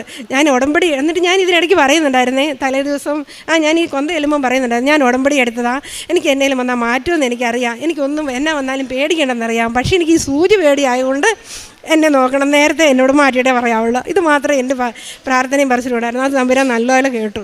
പിന്നെ ഞാൻ ഇന്ന് വരെ ചോദിച്ചത് ഒന്നും തരാതിരുന്നിട്ടില്ല. പിന്നെ എന്നാന്ന് ചോദിച്ചാൽ സാക്ഷ്യം പറയാൻ വൈകിയാൽ എൻ്റെ ദൈവം ഇതുപോലെ പണി കിട്ടുമെന്നൊന്നും പറയാനില്ല. കാരണം എന്നാന്ന് ചോദിച്ചാൽ കൊച്ചിൻ്റെ ക്ലിനിക്കിന് വേണ്ടി ഞങ്ങളിവിടെ വന്ന് പറഞ്ഞ് അച്ഛനോട് പറഞ്ഞ് മേടിച്ച് ഡേറ്റൊക്കെ പറഞ്ഞ് കറക്റ്റായിട്ട് നടന്നു. പക്ഷേ സാക്ഷ്യം വരാൻ പറ്റിയില്ല. എല്ലാവരും കൂടെ വരാൻ ഒരിക്കലും ഒക്കുന്നില്ല, അവർ ബാംഗ്ലൂർ ആയതുകൊണ്ട്. അടുത്തയാഴ്ച വരും. അപ്പോൾ ഈ ഒരു ലോണ് 4 പ്രാവശ്യം ഈ ലോണ് ആദ്യം സാങ്ഷനായിട്ട് ഡെൻകെയറിലോട്ടാണ് വരുന്നത്. ഇളയാൾക്ക് ഡെൻകെയറിലാണ് ജോലി, അപ്പോൾ അങ്ങോട്ടാണ് വരുന്നത്. അപ്പോൾ അവർ 24 മണിക്കൂറിനകം അവിടെ വരുമെന്ന് പറഞ്ഞു. ആ 24 മണിക്കൂറിനകം പോയിട്ട് 48 മണിക്കൂറായിട്ട് അവരുടെ ആ വിട്ടിരിക്കുന്നിടത്ത് തന്നെ കിടക്കുക, ഇതിനകത്ത് കയറുന്നില്ല. അപ്പം ഞാൻ പറയുന്നുണ്ട്, നമ്മൾ സാക്ഷ്യം പറയാഞ്ഞിട്ട് തരാനറിയാവുന്ന ആൾക്ക് തടയാനറിയാവുന്ന ഇവർക്ക് മനസ്സിലാവുന്നില്ലല്ലോ. എൻ്റെ ഈശോയെ പരിശുദ്ധാത്മാവിനെ കൊടുക്കണേ. ഞാനൊരു 2 മാസമായിട്ട് ഒറ്റക്കാരിയെ ചോദിക്കുന്നുള്ളൂ, ഈശോയെ പരിശുദ്ധാത്മാവിനെ എല്ലാവർക്കും കൊടുത്താലേ കാര്യം മുന്നോട്ട് പോവുള്ളൂ, എന്നാലേ വിവേചിച്ചറിയാൻ പറ്റുള്ളൂ. എനിക്ക് മനസ്സിലായിട്ട് എന്നോട് മനസ്സിലാക്കി തന്നിട്ട് ഒരു കാര്യമില്ല, ഞാൻ പറയുമ്പോൾ ആരും വിശ്വസിക്കത്തില്ല എന്ന് പറഞ്ഞ് അത് കഴിഞ്ഞിട്ട് 2ാം പ്രാവശ്യം അവർ പിന്നെയും വിട്ടു. അത് 19-ാം തീയതി, 20-ാം തീയതി വരേണ്ടതാണ്. ആദ്യത്തേതിന് ഏതാണ്ട് ഒരു GST പ്രശ്നം പറഞ്ഞു, അത് തടസ്സം, അത് പിന്നെ നോർമലാന്ന് ഓർക്കാമെന്ന് അങ്ങനെ വെച്ച്. 2ാമത്തെ പ്രാവശ്യം സെർവർ ബ്ലോക്ക് വന്നിട്ട് 26-ാം തീയതി ആയിട്ട് പോലും ബാങ്കിൻ്റെ ഒരു പ്രവർത്തനം പോലും നടക്കുന്നില്ല, എല്ലാവരുടെയും കൂടെ അങ്ങ് ബ്ലോക്കായി. അത് ഇവൻ കാരണമെന്ന് പറഞ്ഞിട്ട് ഞാൻ എപ്പോഴും പറയുന്നുണ്ട്. ഞാൻ പറഞ്ഞത് വല്ല യേശോ, പിന്നെ അവർക്ക് മനസ്സിലാകാൻ തുടങ്ങി, വരാൻ പറ്റുന്നില്ല, ഇത് കിട്ടാതെ വരത്തില്ല. അതുപോലെ അത് കഴിഞ്ഞിട്ട് 3ാം പ്രാവശ്യം വിട്ടു, അതും ഇങ്ങനെ തടഞ്ഞു നിൽക്കുക. അപ്പം ഞാൻ പറഞ്ഞു, ഞാൻ എങ്ങനെയാലും പോയി മാതാവിൻ്റെ അടുത്ത് ഇത് കയറ്റി പറഞ്ഞു കഴിഞ്ഞാൽ അന്ന് കാര്യം നടക്കുമെന്ന് പറഞ്ഞ് എനിക്ക് കൂട്ടുവരാൻ ആരുമില്ല. അപ്പം ഞാൻ പുള്ളിക്കാരന് വരാൻ പെട്ടെന്ന് നോക്കുന്നില്ല എന്നിട്ടാ. അപ്പം ഞാൻ ഈശോയോട് പറഞ്ഞു, എനിക്കൊരു കൂട്ട് മാതാവേ, എനിക്കൊരു കൂട്ട് കാണിച്ചു തരണം. ഞാൻ അയൽവക്കത്തെ ചേച്ചിമാരോടൊക്കെ ചോദിച്ചിട്ട് അവർക്ക് ഈ സമയത്ത് നമുക്ക് പെട്ടെന്ന് രാവിലെ വരാൻ പറ്റത്തില്ലല്ലോ, അവർക്കൊന്ന് അറേഞ്ച് ചെയ്യണ്ടേ, അതുകൊണ്ട് അവർക്ക് 2 ദിവസം കഴിയട്ടെ എന്നാണ് പറയുന്നത്. അപ്പോൾ ഞാൻ പറഞ്ഞപ്പോൾ എന്നോട് ലിബിന്ന് കാണിച്ചപ്പോൾ ഞാൻ ഓർത്തു ആരാ. അത് കഴിഞ്ഞ് പിന്നെ അത് പെട്ടെന്ന് അവനെ വീട്ടിൽ വിളിക്കുന്ന പേരുകൂടെ മനസ്സിലാക്കി തന്നെ. അപ്പം ഞാൻ രാവിലെ ചോദിച്ചപ്പോൾ ഇന്നലെ എന്തോ പരിപാടിയുണ്ട്, ഇന്ന് രാവിലെ പോകാമെന്ന് പറഞ്ഞു. അപ്പം ഇന്ന് പുള്ളിക്കാരൻ പറഞ്ഞു ഞാൻ വരാമെന്ന് പറഞ്ഞു. അല്ല, ഈ മാതാവിനോട് ഞാൻ ചോദിച്ചപ്പോൾ ലിബിനെ എനിക്ക് കിട്ടിയത്, അതുകൊണ്ട് ഞാൻ അവനെയും കൂട്ടിയേ പോകുന്നുള്ളൂ, അവനിവിടെ വരണം എന്ന് പറഞ്ഞ് ഞാൻ കൂടിക്കൊണ്ട് വന്നാ.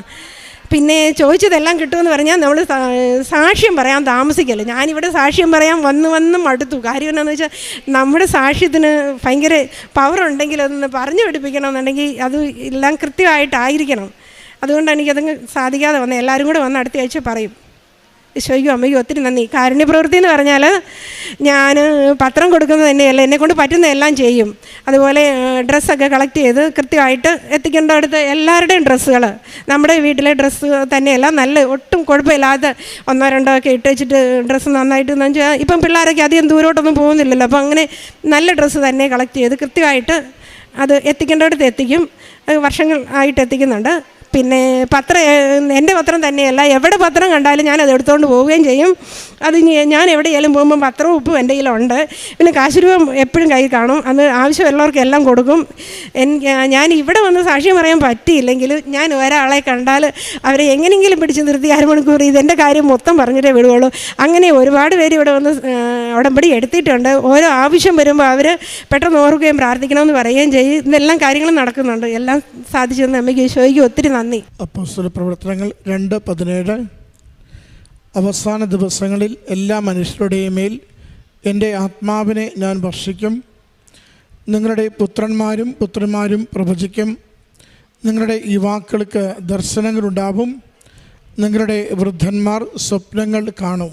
സിജി സെബാസ്റ്റ്യൻ എന്ന ഈ സഹോദരി തൻ്റെ ഉടമ്പടി ജീവിതത്തിൽ ലഭിച്ച രോഗസൗഖ്യത്തിൻ്റെ ദൈവാനുഭവമാണ് നമ്മുടെ മുമ്പിൽ ഈ എൽത്താരയിൽ പങ്കുവച്ചത്. ഉടമ്പടി എടുത്ത് 12 തവണ പുതുക്കിയ സഹോദരിയാണ്. ഉടമ്പടിയിൽ അമ്മ മാതാവിനോട് ചേർന്ന് സഞ്ചരിക്കുകയും അമ്മയുടെ സംരക്ഷണത്തിൽ ജീവിതത്തിൻ്റെ എല്ലാ മേഖലകളെയും സമർപ്പിക്കുകയും ചെയ്തതിൻ്റെ വാക്കുകളാണ് സാക്ഷ്യത്തിലുടനീളം നമ്മൾ കേട്ടുകൊണ്ടിരുന്നത്. മരിയൻ ഉടമ്പടി ജീവിതത്തിൻ്റെ പ്രത്യേകതയാണ് അമ്മയുടെ സാന്നിധ്യാനുഭവം. അമ്മയുടെ സന്ദേശങ്ങളിലൂടെ നമ്മുടെ ജീവിതത്തിൻ്റെ ഓരോ കാര്യങ്ങൾക്കും അമ്മ സഹായിക്കുന്നത്. ഈ സാന്നിധ്യത്തിനെയും സന്ദേശത്തെയുമാണ് ശരിക്കും ഈ സഹോദരിയുടെ വാക്കുകളിലൂടെ നമ്മൾ കേട്ടത്. സ്വപ്നം അമ്മ മാതാവ് നമുക്ക് നൽകുന്ന സന്ദേശത്തിൻ്റെ രൂപമാണ്. ചില ചെവിയിൽ കേൾക്കുന്ന വാക്കുകൾ അമ്മ മാതാവ് നമുക്ക് നൽകുന്ന സന്ദേശത്തിൻ്റെ രൂപമാണ്. സുഗന്ധാഭിഷേകം അമ്മയുടെ സാന്നിധ്യത്തിൻ്റെ അടയാളമാണ്. സഹോദരിയുടെ സാക്ഷ്യത്തിലുടനീളം നമ്മൾ കേട്ടത് ഒരു രോഗത്തിൻ്റെ ക്ലേശത്തെക്കുറിച്ചുള്ള അമ്മ നൽകിയ സന്ദേശങ്ങൾ സ്വപ്നത്തിലൂടെ, ആ രോഗം സൗഖ്യപ്പെടുത്തിയത് എങ്ങനെയെന്ന് അമ്മ പറയുന്നത് സ്വപ്നത്തിലൂടെ, പിന്നീട് ശാരീരികമായ അതേ അവസ്ഥയിലേക്ക് വന്നെത്തിച്ചേരുമ്പോൾ അത് ആശുപത്രിയുടെ വലിയ കാര്യങ്ങളൊന്നുമില്ലാതെ തന്നെ സഹോദരി പറയുന്നുണ്ട്, 3 ടവൽ നിറയെ മുക്കിലൂടെ പഴുപ്പും കാര്യങ്ങളും വന്ന് മാറ്റുമ്പോഴും എന്താ സംഭവിച്ചു കൊണ്ടിരിക്കുന്നതെന്ന് മനസ്സിലായിരുന്നില്ല. എന്നാൽ ആശുപത്രിയിൽ പോകാതെ തന്നെ രോഗപീഠകളിൽ നിന്ന് പൂർണ്ണമായി സൗഖ്യം നൽകുകയും തലച്ചോറിനുള്ളിലെ പഴുപ്പാണ് ഈ മുഴുവൻ പുറത്തേക്ക് പോകുന്നതെന്ന് അമ്മ മാതാവ് തന്നെ മകൾക്ക് വെളിപ്പെടുത്തി കൊടുക്കുകയും ചെയ്യുന്നു. അതുപോലെ ക്ലേശം അനുഭവിച്ചിരുന്ന നിമിഷങ്ങളിൽ അമ്മ കൂടെ ഉണ്ടായിരുന്നുവെന്ന് അമ്മയും തിരുക്കുമാരനും വാക്കുകളിലൂടെ മകൾക്ക് പറഞ്ഞു കൊടുത്തതും സാക്ഷ്യപ്പെടുത്തുന്നുണ്ട്. ഈ കമ്മ്യൂണിക്കേഷൻ അത് ഉടമ്പടി ജീവിതത്തിൻ്റെ ഒരു ഗ്യാരൻറ്റിയാണ്. നമ്മൾ വിശ്വസ്തയോടുകൂടി ഉടമ്പടി ജീവിക്കുന്നു. അമ്മയിൽ എല്ലാ കാര്യങ്ങളും അമ്മയോട് ചോദിച്ചും അമ്മയിൽ ആശ്രയിച്ചും അമ്മ നയിക്കുന്ന വഴികളിൽ ജീവിതം കൊടുത്തുകൊണ്ടും മുന്നോട്ട് പോവുകയാണെങ്കിൽ അമ്മയിൽ നിന്ന് നമുക്ക് നിശ്ചയമായും സന്ദേശങ്ങളിലൂടെ ഈ വിനിമയം, സന്ദേശ കൈമാറ്റം നടന്നുകൊണ്ടിരിക്കും. അത് നമ്മുടെ ജീവിത വിഷയങ്ങളുമായി ബന്ധപ്പെട്ടതായിരിക്കും. ചിലപ്പോൾ നമ്മുടെ നിയോഗങ്ങൾ എഴുതി സമർപ്പിച്ചത് അതിൻ്റെ ഫലമണിയുന്ന രീതിയിലേക്ക് അതിൻ്റെ സൂചകങ്ങളായിരിക്കും ലഭിക്കുന്ന സന്ദേശങ്ങൾ. അല്ലെങ്കിൽ വരാനിരിക്കുന്ന ഏതെങ്കിലും ഒരു ക്ലേശാവസ്ഥയിൽ നമുക്ക് ലഭിക്കേണ്ട മുൻകൂട്ടിയുള്ള സംരക്ഷണമായിരിക്കും അമ്മയുടെ സന്ദേശങ്ങൾ. മകൾക്ക് ലഭിച്ചതെല്ലാം മകൾ കടന്നു പോകുവാനിരുന്ന രോഗാവസ്ഥയിൽ അമ്മ എങ്ങനെ കാത്തുകൊള്ളുന്നു, സൗഖ്യപ്പെടുത്തുന്നു, ആരോഗ്യം നൽകുന്നു, ചികിത്സകൾ എങ്ങനെ ഒഴിവാക്കുന്നു, ഇതിനെക്കുറിച്ചുള്ള സന്ദേശമായിരുന്നു. അമ്മയുടെ തിരുനടയിൽ നമ്മുടെ ജീവിതങ്ങളെയും അതിൻ്റെ എല്ലാ ക്ലേശാവസ്ഥകളെയും സമർപ്പിച്ച് പ്രാർത്ഥിക്കാം. സൗഖ്യപ്പെടുത്തുന്ന കർത്താവ്, കൂടെ സഞ്ചരിക്കുന്ന പരിശുദ്ധമ്മ നമ്മുടെ ജീവിത വിഷയങ്ങൾക്ക് തീർപ്പ് നൽകുകയും കൂടുതൽ ആരോഗ്യത്തിൽ, കൂടുതൽ ആയുസ്സിൽ, കൂടുതൽ സമാശ്വാസത്തിലും സന്തോഷത്തിലും ജീവിതം നയിക്കുവാൻ നമ്മളെ നിരന്തരം സഹായിക്കട്ടെ. ഈ മകൾക്ക് ലഭിച്ച എല്ലാ ഉടമ്പടി അനുഭവങ്ങൾക്കും നന്ദി പറഞ്ഞുകൊണ്ട് കരങ്ങളടിച്ച് ഈ സാക്ഷ്യം സമർപ്പിക്കാം. അത്യപൂർവ ദൈവാനുഭവങ്ങൾ ഇനി നിങ്ങൾക്ക്